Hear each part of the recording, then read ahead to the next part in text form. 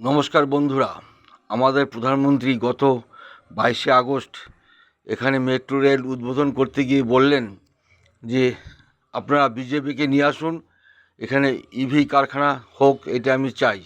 আচ্ছা, একটা ইভি কারখানা দিয়ে কটা বেকারের চাকরি হবে? আচ্ছা, আমি যদি বলি আপনারা আমাকে মুখ্যমন্ত্রী করুন এবং আমাকে রাজ্যে শাসক করুন, দেখুন আমি সমস্ত যে চাকরিগুলি বাকি আছে সেগুলি ফিল আপ করে দেবো। প্রচুর চাকরি, প্রায় 6 লক্ষ চাকরি পশ্চিমবাংলায় এখনও আপনার ফুলফিল হয়নি।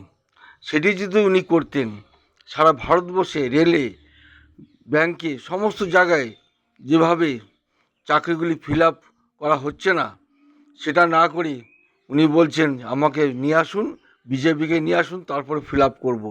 কেন, আপনি তো সারা ভারতবর্ষের প্রধানমন্ত্রী, আপনি কটার ফিল আপ করেছেন মহাশয়?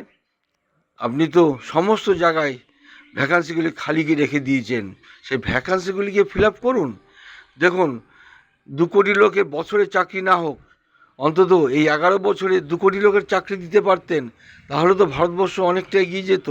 তা না করে সমস্ত শিল্পগুলি আপনি বিক্রি করে দিয়েছেন একের পর এক।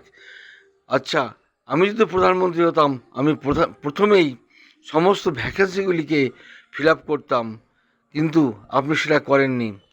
আর জনগণকে বলবো, আগামী দিনে আমাকেই এই রাষ্ট্রপ্রধান হিসাবে নিয়োগ করুন, দেখুন কি হয়। নমস্কার।